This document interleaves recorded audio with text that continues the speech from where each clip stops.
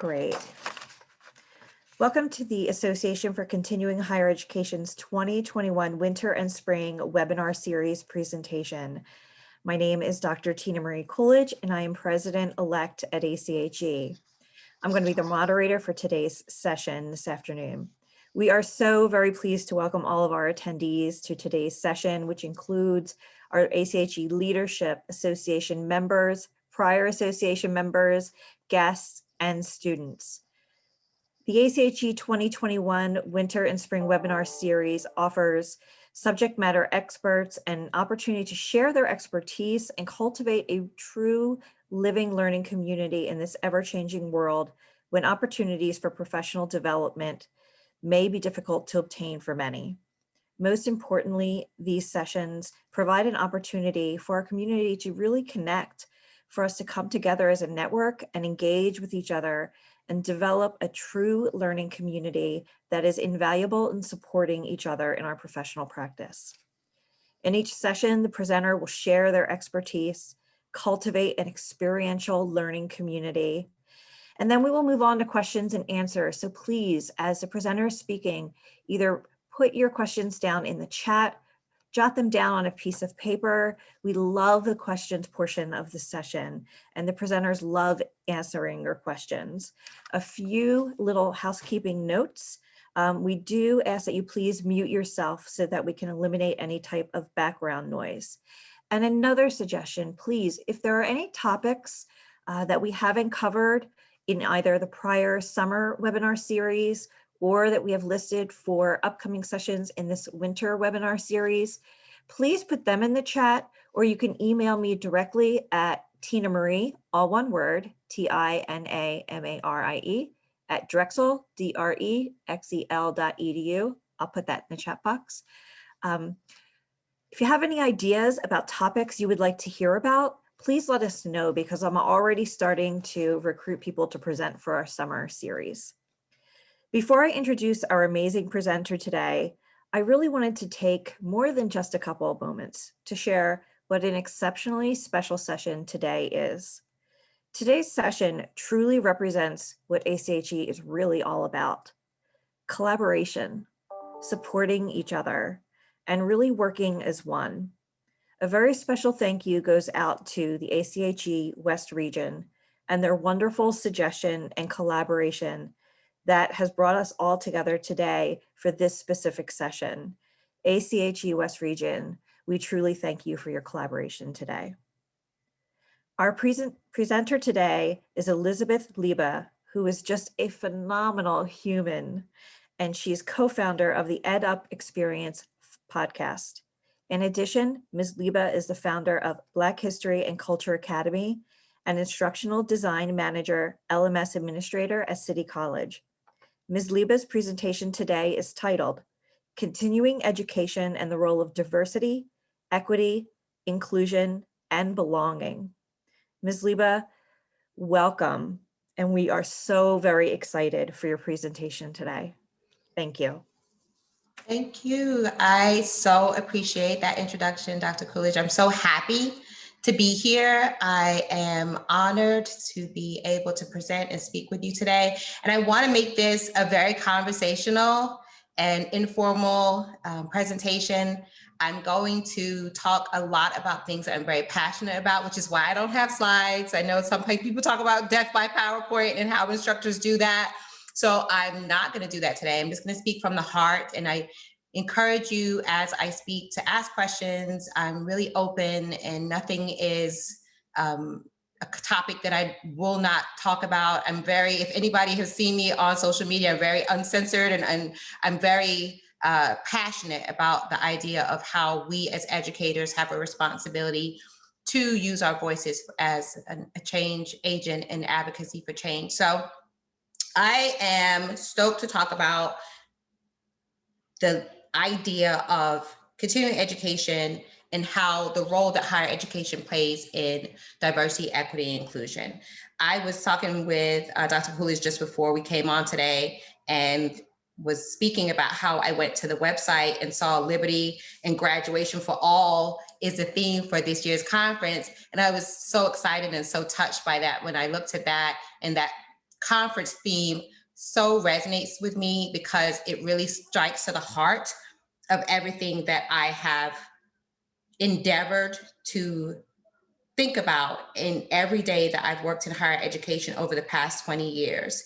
And the idea of redesigning higher education for social justice and how education can serve as a great equalizer is literally what I've dedicated my higher education career to. So I want to start with just telling you guys a little bit about my background and about how I came into higher education and about how this theme and why this theme so touches me and why I wanted to speak with you all today about the idea of continuing education and the role of diversity, equity, and inclusion and belonging in that as a critical role in that process. For me, I am, like I said, a 20-year veteran of higher education, but my story begins as an immigrant to this country. I'm originally from the UK, and my parents are Jamaican. So I was raised in a predominantly Black neighborhood in South Florida.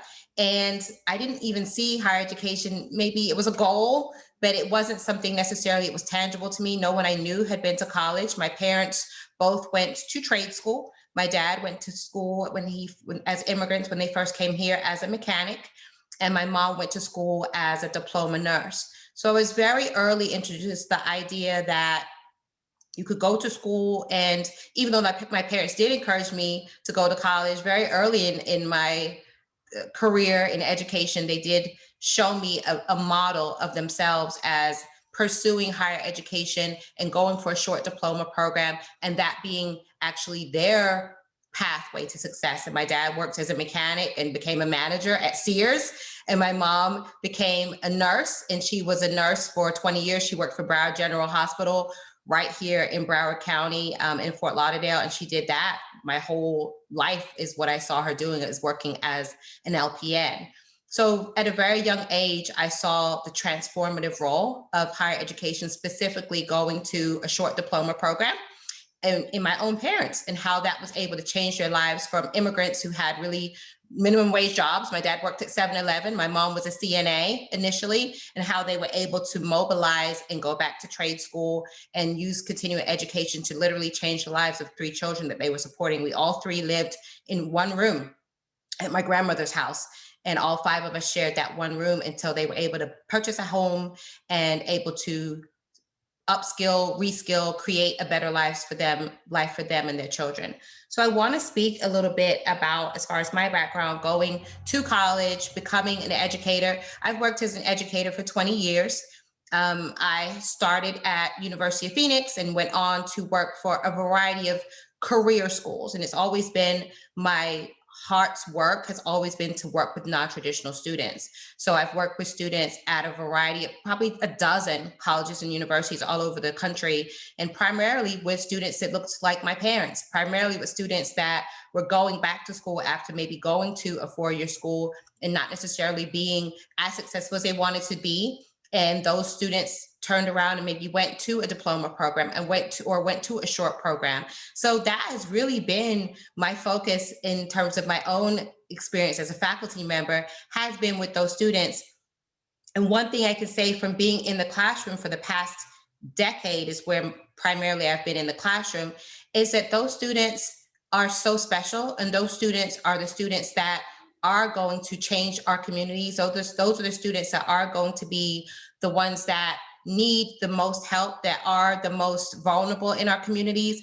And those students are the ones that benefit most from these types of programs. So I feel as though the impact that can be created from programs that really focus specifically on upskilling, reskilling, providing careers for those students are the ones that I've seen. When I go into a classroom, I see students that are first generation students, students that are immigrants, students that never even believed that they could go to college, and they're able to take a career in nursing or do a career as a surgical technician or do a career as a paramedic. That warms my heart because it reminds me of my parents. It reminds me of students that don't necessarily have models, have not seen college as something that's even a thought for them. And they've been able to take a short program and literally change their lives, change their children's lives. So that's my background. My background is as someone that's been an educator and has dedicated myself to being a change advocate in the classroom. Last year, as a social justice warrior, that was not something that I initially wanted for myself. I really was like, I'm a teacher. That's what I do. I go in the classroom and I teach. And I think the light bulb went off for me as far as how I needed to create my voice and be more meaningful beyond the classroom was when I saw George Floyd and everything that happened around our country as a result of his murder. I looked at how I could mobilize my voice. When I go into a classroom, I always tell my students the same thing that my hero, John Lewis, said, which is if you see something, say something. And I think that's something that sometimes for our students, I want to empower them. I want to encourage them. But then I thought, I need to encourage myself, right? I need to empower myself. And if I see something that I can use my voice for, then I should be an advocate as well. So that's right. I wanted to create good trouble. When I think about him being arrested 40 plus times, it brings goosebumps to my arms. 40 plus times he was arrested. He was hit on the head with a baton so hard that he had a scar for the rest of his life. That is my model. That is my hero. And I thought about as I was networking on LinkedIn, I had just started working on the EdUp Experience podcast. So right before George Floyd was murdered, I joined with a couple of other educators, both also work in the non-traditional education sphere. And they reached out to me on LinkedIn, the power of LinkedIn, right? They reached out to me. They said, we see you, you're posting stuff about education. We see you kind of posting and liking some of our posts. Would you like to come on and be, they wanted me to be a guest host. And I don't know if they knew what they were getting themselves into, but they wanted to be a guest host on their podcast. I was like, sure, I'll be a guest host. And at that time, they were interviewing Bernie Weiss, who's the head of media for iHeartMedia in New York. And literally by the end of the podcast, my co-host texted me and said, do you want to do this full time? Like, do you want to do this for us every week? And that's where it started. We've had 100 episodes, over, I think 150 episodes so far over the past year. We've interviewed about 50 college presidents, and we've also interviewed leaders from all over the ed tech space and corporate spaces, such as Bracken Darrell, who's the CEO of Logitech. We've interviewed college presidents, Scott Pulsifer, Western Governors University, Greg Fowler, Southern New Hampshire University. So we've interviewed higher ed leaders from across the sphere. And one recurring theme that keeps coming up is that as a sector, higher education needs to do better in serving our marginalized students, reducing the amount of debt that these students graduate with, and ensuring that we can upskill and reskill students and just workers in general that have been displaced due to COVID. So that's hitting on exactly what the mission is. I am like so thrilled to be here because you guys are literally embodying everything that higher ed is talking about. Higher ed, we know that we have to do a better job of serving our most vulnerable population of students. And this population of students, based on the Census Bureau, is these Black and brown students are going to be 50% of the students that we serve as a sector. So those students are not going to necessarily be the same students of a generation ago or 2 generations ago, where your parents told you, like mine told me, even though we went to trade school and we did a diploma program, you need to do a 4-year degree. And I followed that. But when my daughter got ready to graduate high school, I told her, if you want to go to trade school, if you want to do a diploma, if you want to figure out what you want to do, I did not push 4-year degree on her because I felt like there were other pathways. And I think that that's something that I've seen as a recurring theme as I speak with higher education leaders across the country, is that we are starting to understand and we're starting to encourage our young people that there, and this is something that I see that resonates with you guys as your mission as an organization, is that there are multiple pathways to success. And a 4-year degree is not the only pathway. And it may be ultimately a student's goal, but it may be a goal that they build upon over time, where they start with a diploma, go on later to do an associate degree. Maybe they'll have their company pay for a bachelor's degree and then go on for a master's degree. But that's not everybody's ultimate goal, and it doesn't have to be. And that's one thing I tell my students in the classroom every day when I step into the classroom, is that you determine what your goals are. And your goals may not be to go through a 4-year degree program, and that's fine. But if it is, then you can always build on that. So there isn't only one pathway to success. And I think that I've seen that that's a very recurring theme throughout higher education. So that's what I've seen in the past year as I've interviewed higher ed leaders across the country. And that was a part of what happened with the podcast. About a month into doing the podcast is when the George Floyd incident happened. And I was very taken aback. I was actually almost traumatized, I would say, by what I saw going on around the country. And as a Black woman, I felt like it was my duty to stand up and speak out. And my co-host on the podcast said, you know what? You can take time and maybe just reflect on everything that's happening, but we would encourage you to maybe think about how you can use your platform as an agent for good. And I decided to do that. And ever since that time, every single day, I've used my social media platform and I've used the podcast to think about how I can advocate for change, whether it's advocating for change for vulnerable students and marginalized populations, whether it's amplifying the voices of those that are doing the good work, also just speaking out myself on areas that I see need to be changed in higher education and beyond. So speaking up about how we can better serve our students and what we need to do in order to do that effectively. And I definitely believe that the mission here with your organization is one that we need to all embrace as a community and as a sector, in that we have to think about ways that we can support students and make sure that we create environments that help students to be retained, help students to graduate, ensure that we understand that our students that are coming from vulnerable and marginalized backgrounds have special needs, and what we can do to ensure that those students are better supported so that they can graduate, not with crushing debt, but that they can graduate and provide better lives for themselves and for their families. So that's definitely been something that I've been passionate about and I will continue to be passionate about. And I encourage those of us in the field to make sure that we hold that mission near and dear to our hearts. For me, I also use my voice to advocate for the idea that our country as a whole needs to reflect on how we can better serve not only us as a sector in education. We serve and we create, I believe education is a model for the rest of the country to follow, because we're literally developing the next leaders of our nation. So we create models that the rest of the country can follow. So with that being said, one of the things that I really wanted to do with my voice was to amplify the fact that our country has a lot of disparities, particularly in education. So we need to focus on how we can incorporate and ensure that we hire more Black and brown teachers, that we think about how we're supporting these Black and brown students on campus, that we focus on women, Black and brown, those that are coming from the demographics in the communities that represent our students. Majority of students are women. The majority of our students over the next 10 years or so are going to be Black and brown students. What are we doing to ensure that they see faculty members that represent them in the classroom? What are we doing to ensure that we make sure that those students see administrators that represent them, that we are looking at particularly what their needs are and that we're supporting those needs to make sure that they cross the finish line and they graduate in their program, whatever that program of choice might be.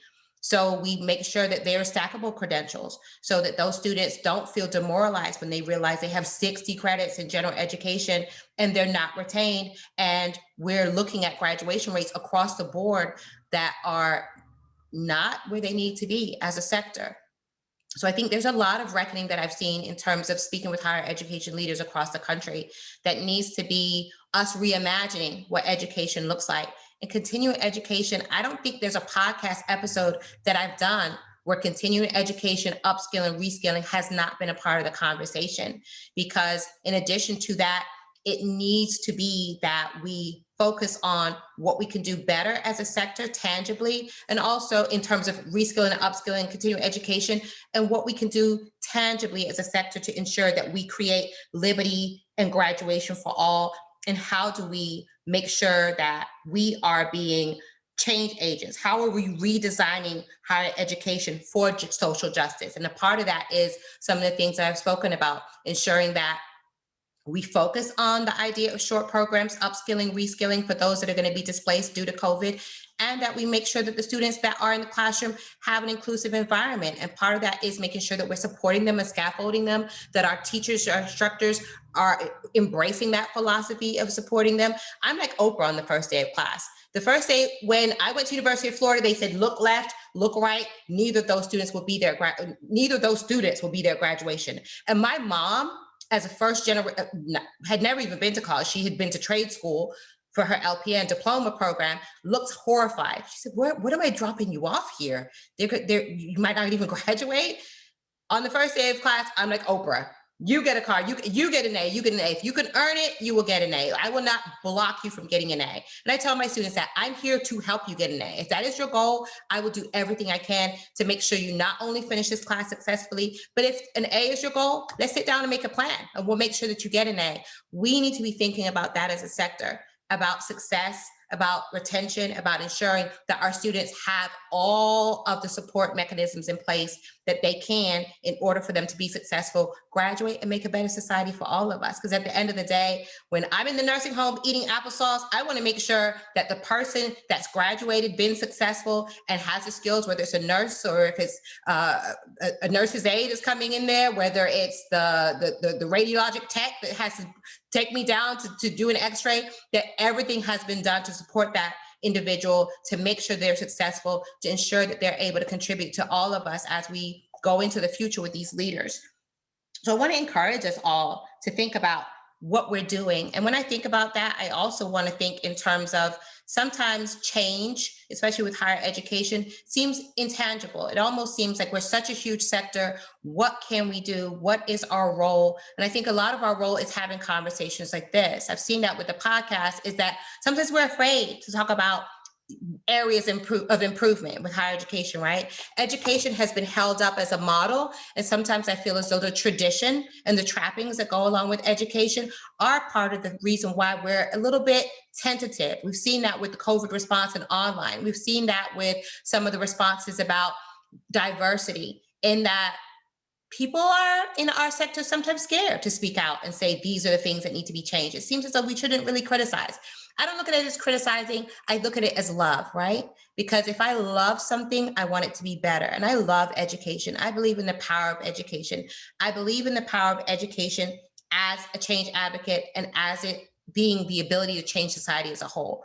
So us as a community, us as a sector, us as professionals have so much responsibility to continue having these, sometimes we say hard conversations, but I don't even look at them as hard conversations. I look at them as loving conversations. I look at them as change conversations. I'm happy when I'm thinking about how things need to change. Because really, if we are loving this sector, if we are loving on our students, if we want our students to be successful, we're constantly thinking about how we can be better. Anything in life, whether it's relationships, whether it's our own body. When I go to the gym and I'm lifting weights and it hurts, I'm happy because I want it to hurt. Because I know if it's hurting, that means my muscles are growing and that change is occurring, right? So that's in anything that we do. It's never going to be easy, but we put one foot in front of each of another, and we move in the right direction. I think as education, as a sector, we definitely need to continue to move and pivot. And I think, as someone said in the chat, lip service is a big thing. We always think about change. We always talk about change. We have a meeting about a meeting about a meeting.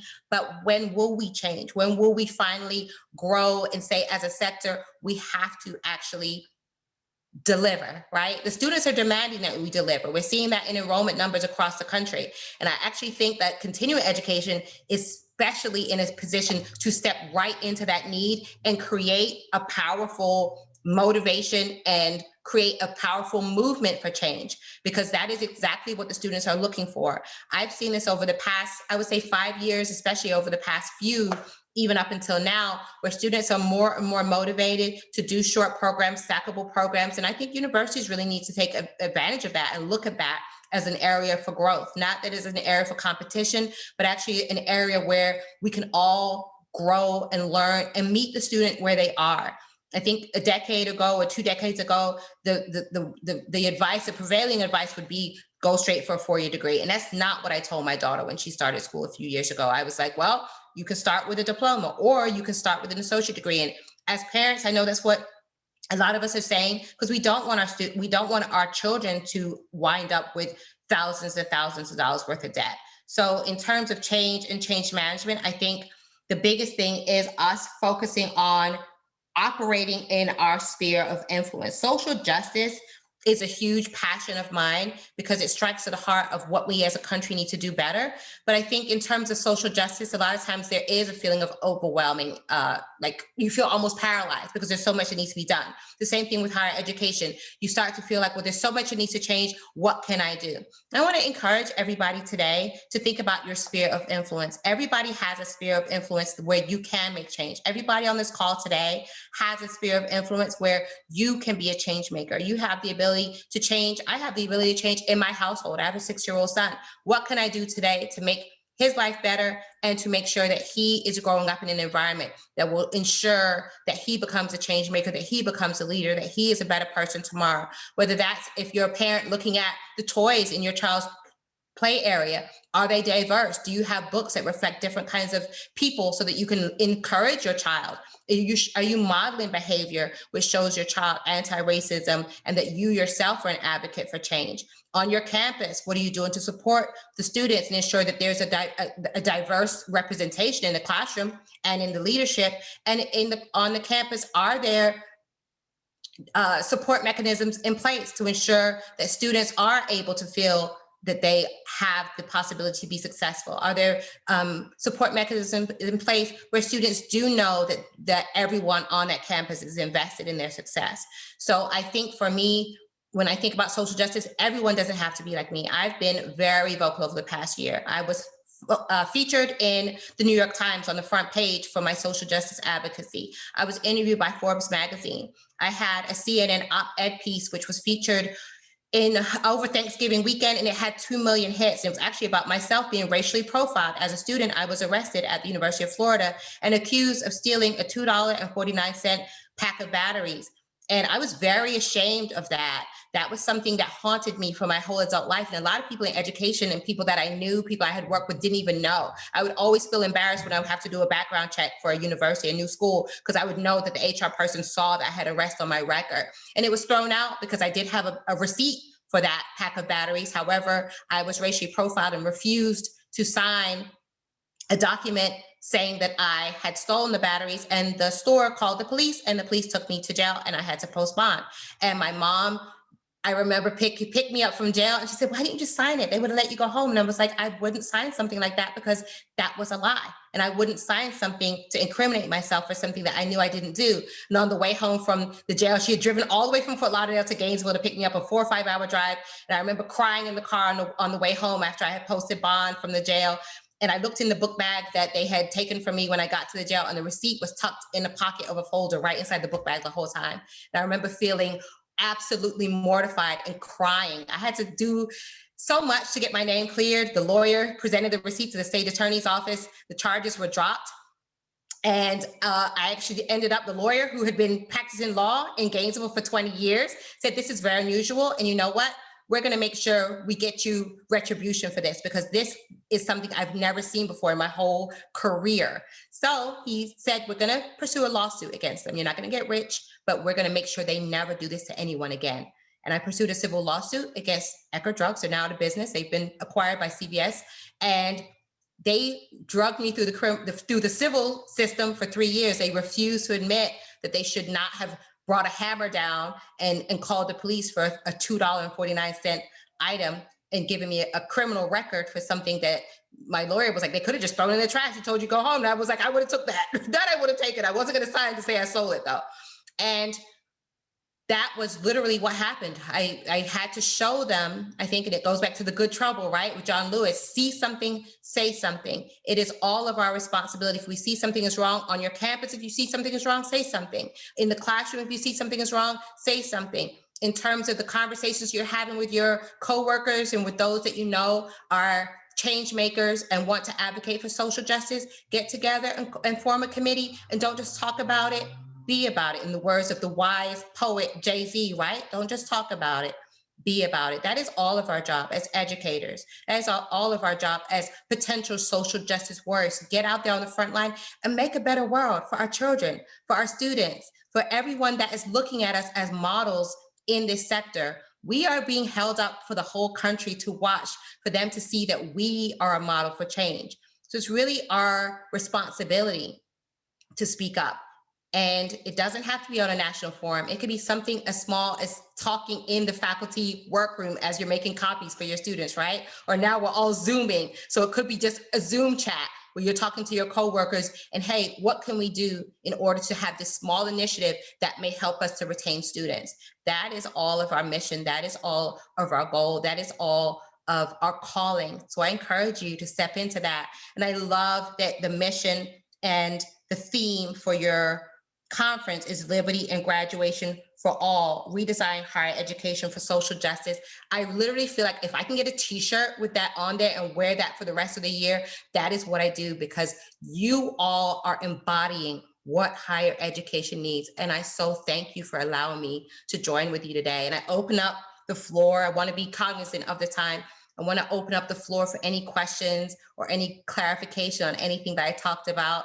I am supremely glad to have been able to join with you today. I'm supremely glad to have been able to join in the discourse that you're creating with your organization. And once again, I really want to thank you for everything that you're doing to really shine a spotlight on an area that all of us in higher education are focused on right now. What we can do better to upskill, reskill, provide alternate pathways for our most vulnerable students, and continue to ensure that as a country, we provide them with all the success mechanisms that we can, so we can have better leaders for tomorrow. So I thank you so much, and I appreciate you all so much.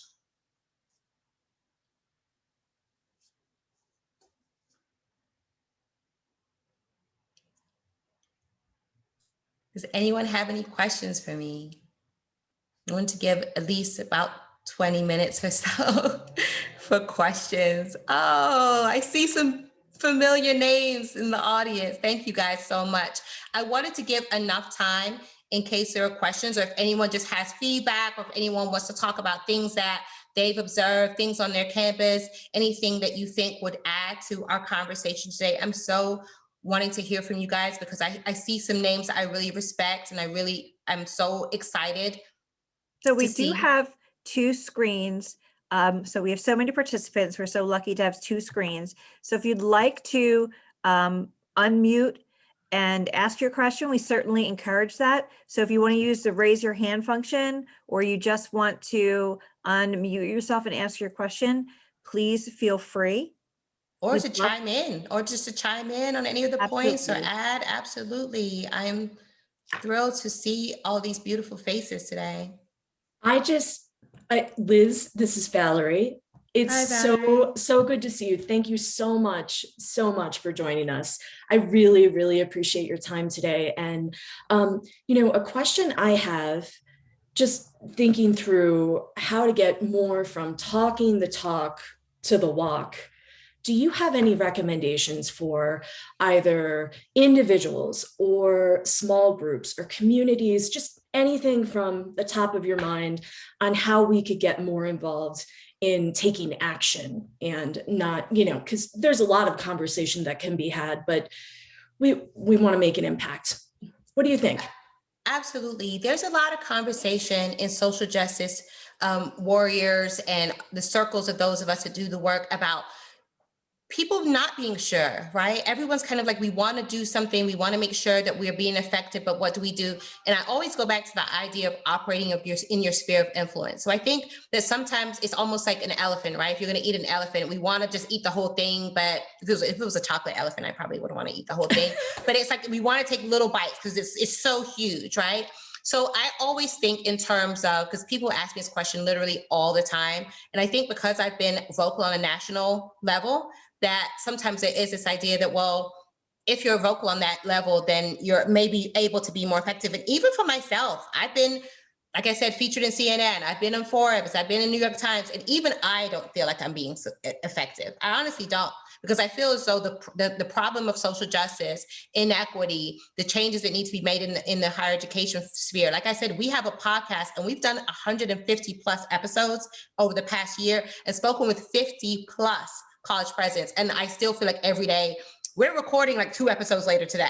We record probably 2 episodes per day and we release 3 per week. And I still feel as though we're constantly like, what can we do more? Who else can we talk to? What else can we feature? What can we talk about? We've talked about boot camps. We've talked about continuing education. We're talking about pivot to online.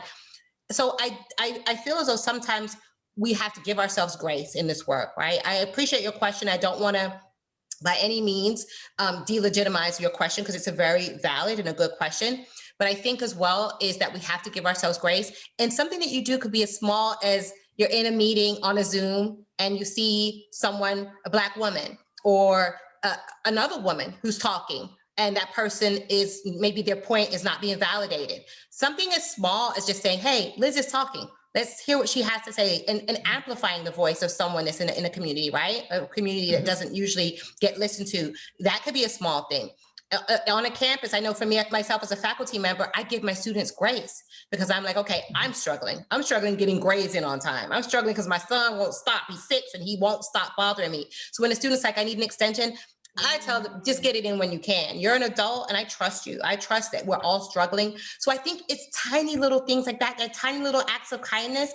It doesn't have to be something huge. And I think that sometimes we do get kind of like bogged down with, oh my gosh, there's so much that needs to be done. There's so many small things that can be done. And I think that anything that's in your sphere of influence is what you should focus on. For me, I'm a writer. I'm never going to probably go out and protest, because my voice, my superpower is writing. So I think that for you, Valerie, your superpower may be talking amongst people on your campus, and let's figure out something we can do that would be a great program for the students for Black History Month. Let's do a Zoom movie night of the 13th movie with Ava DuVernay, the documentary, and let's show students that we're really invested in the idea that we want to amplify their concerns and show them that we're invested in this as change agents. It can be something really small that someone could say, wow, that's really meaningful. I really appreciate that they did that. I really appreciate that they thought about that. So I think that giving yourself grace is really important during these times. Even the idea that you're asking that question shows so much heart and shows so much that you want to be a change agent. And I think it can be something really tiny. It doesn't have to be changing the world. I think it's really, when I think about anti-racism work, it's a mind frame change in that everything that you do, you're centering the idea that you want to amplify and help those in marginalized communities. So literally, it's just changing the lens. It doesn't have to be a huge initiative. It doesn't have, because I wasn't thinking like this last year. Last year, this time, I was just like, well, it is what it is. Life is what it is. And we just have to just try to make the best of it. Every single thing that I do now, I think about the small interactions that I have and how I can reframe those. So I'm always thinking about those that are marginalized. And even the work that you're doing today. This is anti-racism work. This is helping marginalized communities. Just the conversation of trying to make education more equitable. This is the work that you're doing right now. So I think you're already doing it. So I'm trying to learn from you, because this is what it's all about. You're right? amazing. Thank you so much for being with us. I appreciate it. And we Absolutely. all of a sudden have a number of, not all of a sudden, but a number of questions typed in. Tina Marie, Okay. Dr. Tina Marie, would you like to read them? I was just about to do so. Thank you so much. Great So, minds. Elizabeth, first question, how do we help students see beyond the lack of models? For example, I am the first generation and was totally discouraged from college. No models in my community. It was really hard to face. That's a good question, and it's a difficult one. I think that for me, I think about every day that I go in the classroom, how I can model and be vulnerable to students. I think a part of in education is very hierarchical, right? So a lot of the time we're thinking about, I have a master's degree, I have a doctorate, and everything you've done to get to that pinnacle. And I think when I think about interacting with my students, the idea of encouraging the students, I think what I try to do in the classroom, I think what we need to model on campuses is making sure that we're meeting the students where they are and helping them to understand that we weren't always here, right? We started off down here. So I think every interaction that we are having with students, we want to think about how to meet the student at the idea that a student, for a lot of the students, they're first generation students, they've never even seen someone that's been to college unless it was on TV. So it's our job to show them not with the finished product, but the first thing I tell my students when I go into a classroom is, I'm from right over here on the east side, right across the tracks. And I didn't even think I was going to go to college. Like, I had no clue about college and I struggled. And I think talking about our struggle and being transparent and being vulnerable is a part of really what resonates with students. So thinking about modeling success is really important. but also sharing those shameful stories. That story that I shared about being arrested, literally up until November, about four people knew that story. And now I've told the whole world. About 2 million people saw that article. I had 100 emails come into my faculty email. And a lot of them were supportive, but some not so much. People told me, go back to Africa, stop criticizing America, go solve female genital mutilation in Africa before you come over here and criticize our country. That's demoralizing. But I feel as though what's more demoralizing is someone getting killed by having an officer of the law kneel their knee into that person's neck. So even though I was embarrassed, even though I felt like I was ashamed that people might believe that I was a thief, like I'm not a thief, I don't want anyone to think that about me, but that fear of not being accepted, I think I had to let that take a back seat to the idea that my story might inspire. So I think when we go into a classroom, when we're on campus, talking about our failures is just as important as modeling our success. We have to ensure that we're showing students that we were not just this success story that didn't come from anywhere. We started started at the bottom, now we're here. That's a real thing. That we have to make sure that we not only talk about our success and where we are today, but also tell the students our struggles so that they can relate and understand that we understand where they're coming from and we relate to them and we want the best for them. Thank you. I hope that helps. Thank you. I have another question. I'm the only Black faculty in my program. How do I initiate the conversation with my colleagues who literally do not see an issue with diversity or race? Ooh, that is a very deep question, and it's difficult. I think that you have to start by building education, by building allyship, by bringing up those conversations. Maybe go to try to see if you can find those on your campus that might align with the values that you have. I think that for me on my campus, it was a little easier because I have a lot of diversity on my campus, but that's not the same way everywhere. So identifying those that might be aligned with you and finding a coalition of those that are supportive, I think is the key. And also encouraging those that are not aware to really educate themselves. I think that for a lot of those that are in higher education or just in leadership positions, they do think that, well, everything's fine, just we'll work it out. And for most of the country, I think we did a 360 or 180, I would say, when we saw what happened last year, where we're like, okay, everything's not fine. And we really need to recommit and reimagine and do the work so we can make the country a better place. But I do agree with you that if you're the only Black faculty, first, that's problematic, because there's clearly a lack of awareness about how important diversity is on that campus. So that has to be something that's addressed. And I would feel like maybe having some closed door meetings, whether it's with those that are in human resources and those that are in leadership, and just expressing your concerns on that level, and then getting some buy-in from those that can make change to create some coalition among those that are like-minded with you, because that doesn't sound like a healthy environment. There has to be a commitment to diversity. There has to be a commitment to ensuring that we represent our students. When we're thinking about non-traditional programs, community colleges, non-traditional programs, continuing education programs, typically up to 30% of those students are from Black and brown students, are from those marginalized backgrounds. And it's going to increase over the next 10, 15, 20 years. It's going to be 50%. And I think about my children. My children are biracial. So I have children that are going to be looking at both elements of how they fit in. And I don't want my children going to environments where they're uncomfortable. I don't want my children going into environments where they're not supported. So we as a sector need to do a better job of supporting not only our faculty and our staff, but leadership really getting engaged. And if they're not engaged, and I would, just try to have some really tough conversations on your campus and see who is committed to this, because it's not going away. So we have to face it head on. Thank you. I do have another question that I found. I scrolled a little further back. Dr. Kramer, I can come to you next. Thank you. So please don't forget your question. How do we do a better job of making sure that short-term credentials that are needed for upskilling and reemployment can be leveraged into credentials that provide better long-term earnings? That is the number one probably topic that we talk about on the podcast. So literally yesterday we did a recording, and I don't think there's almost not a recording every week that we don't talk about the idea that we need to incorporate upskilling, reskilling, short-term credentials. I had a podcast guest that expressed a lot of frustration in that sometimes a student can take a continuing education program in the same college and then go into the diploma program, and the same college won't recognize those credentials.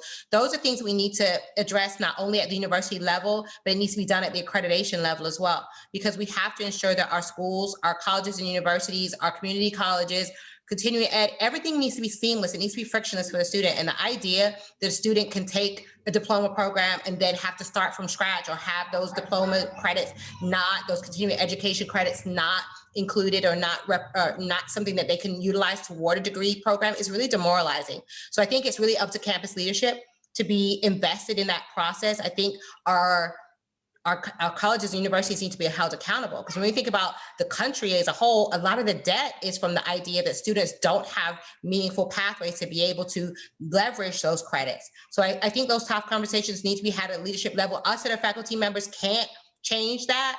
That needs to be held. Those are in leadership at both the college level as well as the accreditation level.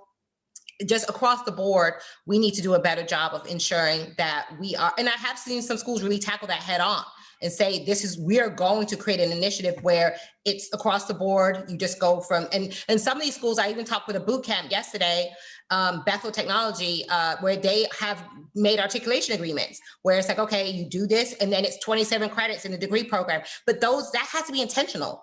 Unless the school is actually saying, we are going to do this, and this is intentional, it's going to be X number of credits. We're ensuring that if you do this diploma program with this particular school or within our college, this is what it's going to be, and this is how we're going to make sure it happens. Students shouldn't have to do the legwork on that. That should be a seamless process. So we as a sector need to do better to ensure that we are creating those pathways for our students. And we have to do a better job of ensuring that the student can leverage those credits. So I agree with that. And I think it's definitely from leadership. Leadership has to be involved, and leadership has to be invested in it. Thank you, Elizabeth. Thank you. Dr. Kramer? Thank you, Tina. Liz, I've been a fan for a long, long time. I can just tell you that. We've worked together, and we've worked with many of the students that you're speaking about. I did want to add something to part of the difficult conversation. Really is about the cost and payoff. The cost and payoff of success, of student success. There is a dollar amount associated with really committing to student success. Now, my firsthand experience working, as you know, in medical assisting. Again, majority of the student body, women, single women, mothers, so single parent, yes. Minority student, struggling, yes. And then having them come in to do an associate degree with no promise, really, of how you're going to complete that. So pathing, the career path, and the curriculum development, saying that these 60 credits go directly either in a program in my own institution or through articulation agreements. The conversation about what does that cost and what does it cost if you don't do it? The benefits are obvious, but the cost of doing nothing really is the conversation in my mind. The cost of doing nothing from let's call it what it is. Look, education is a business too. In order to pay your building costs and keep your lights on and your LMS costs, you have to retain students. And to me, in my mind, giving them a vision from the minute they enroll through curriculum pathways, either in your own school or through articulation, but supporting that student costs money.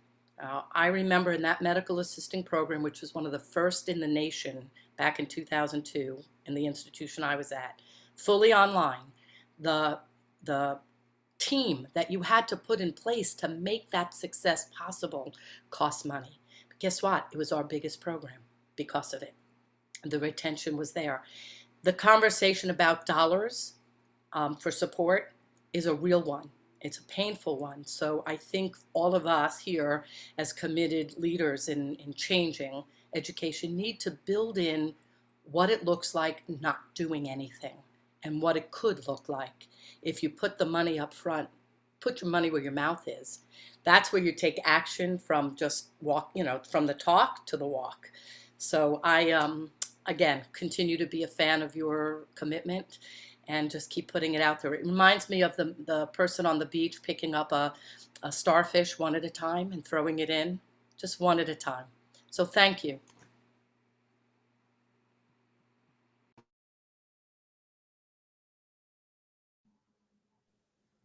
Thank you so much for your comments. Does Thank anyone else, you. any other great questions? You all have had so many wonderful, thought-provoking questions today. I love this comment from Amy about the curriculum development, and it really chimes on and adds on to what Dr. Ronnie said in terms of making sure that we're redesigning the weed out courses. I went to University of Florida. It's not a secret because I talk about it on the podcast all the time. And a lot of the courses were weed out classes. They told us the first day of class, this is a weed out class. So we're not telling you anything, most of you guys are going to probably fail, and the whole look left, look right thing. And it was really demoralizing. Dr. Kaiser and Dr. Ronnie's very familiar with him. He was a TA at University of Florida. And one of the things he said was what really struck him and why he wanted to serve non-traditional students was because he heard the professors laughing. They said, this will be a great job if not for the students. And I was horrified when he told that story on our podcast, because I knew that he was a TA at University of Florida long before I was a student there. But I didn't realize that was what really motivated him to create his non-traditional program. We have to think about our programs and what we're doing to ensure success. And I agree with Dr. Ronnie, that does take a lot of money. It takes a lot of time, it takes a lot of staff in order to make the curriculum relevant and make sure that the curriculum has the student being workforce ready. We don't have to spit just a whole bunch of theory and a whole bunch of history and a whole bunch of stuff. I teach English and I tell the students, listen, APA is a format, but I'm not dinging you on APA, because when you're a medical assistant or you're a nurse, I'm not going to be asking you about APA. I'm going to be asking, can you run this IV? Or can you help me get meds from the doctor? We have to think about how we teach our students, and these students that are coming from these particularly vulnerable populations.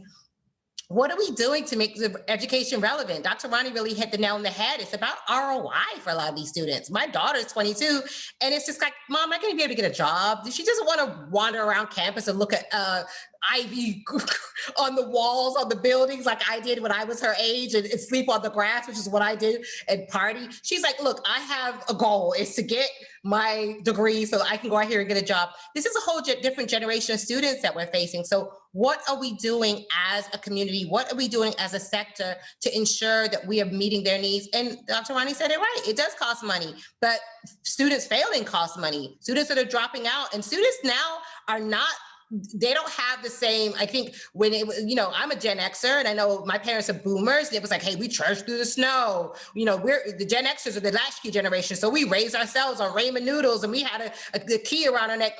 Our kids are, I was a helicopter parent.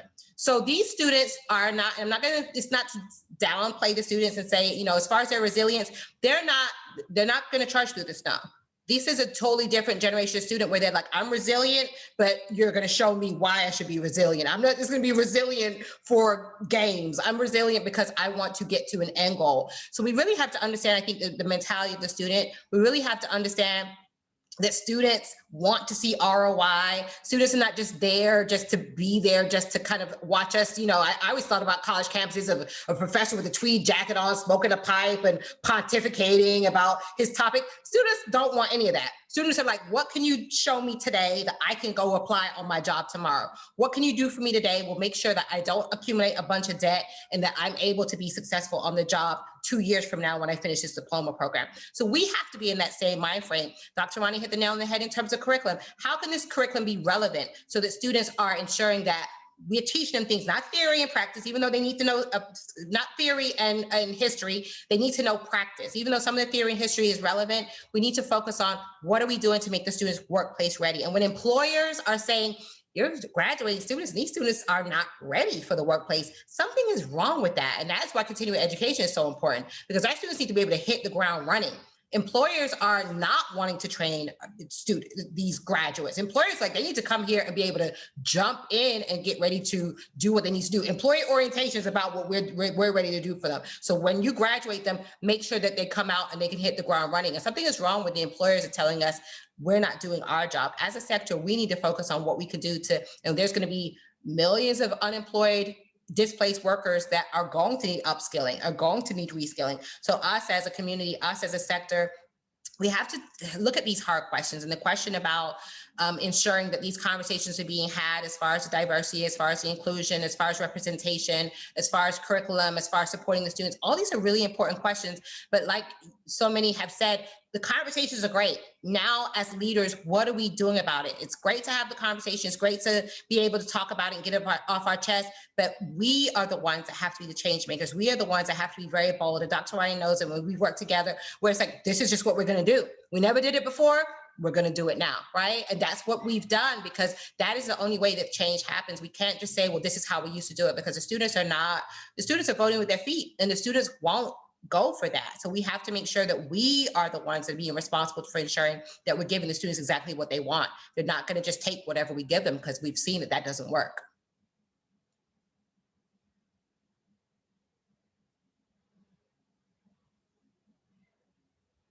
You guys are awesome. You guys gave me so much life today. Can I just like copy and paste these comments, and I'm going to put them on my bathroom mirror so that every morning I can get motivated, because these comments are giving me life right now. You guys are so amazing in the chat. Thank you so much. We have just a minute left, but I want to be respectful of everyone's time. Thank you, Elizabeth, for, oh my gosh, just an amazing, amazing hour for our day, and just giving us this bright inner spirit and power to continue to power through the rest of our day. And thank you everyone for attending and your amazing comments and just such positivity and affirmative statements, as Liz just stated in the comments. Thank you again, Elizabeth. We know how busy you are, for spending this time with us. Thank you again for ACHE West for your partnership and collaboration, for helping to bring all of this together today. We do have next week, again, another wonderful Wednesday winter webinar series. Please go to the same website and sign up, and then you'll receive a confirmation link, just as you did for today's session. We'd love to see you next week. And everybody stay happy and healthy and safe. And we will see you next Wednesday at noon Eastern Standard Time. Thank you, everyone.